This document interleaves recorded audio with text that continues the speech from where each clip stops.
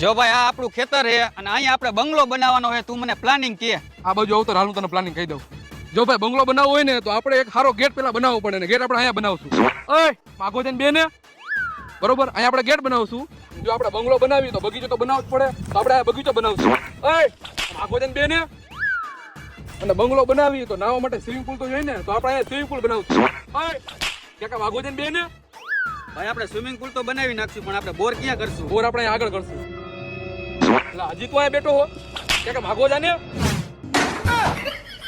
જો ભાઈ બોર આપણે અહીંયા કરશું. પણ ભાઈ મારા ખેતરમાં મેં 5 બોર કરાવ્યા અને એકેય બોરમાં પાણી આવ્યું નહીં અને મારે લાખો રૂપિયાની નુકસાની આવી અને હવે મારા ખેતરમાં કઈ જગ્યાએ પાણી છે એ કેમ ખબર પડશે? બોર કરવામાં આટલો બધો ખર્ચો કરાય જ નહીં. ખાલી 10,000 માં જર્મન મશીન થી ઇરફાનભાઈ ગોંડલ વાળા ચેક કરી દઈએ. કિસ્મત મશીન વાળા ખમ હું એને ફોન કરું. ખેતરમાં પાણી કેટલા ફૂટ ઊંડું છે, કેટલું છે, કેવડું છે, 1.5 નું છે, 2 નું છે, ખારું છે કે મીઠું છે એ બધું તને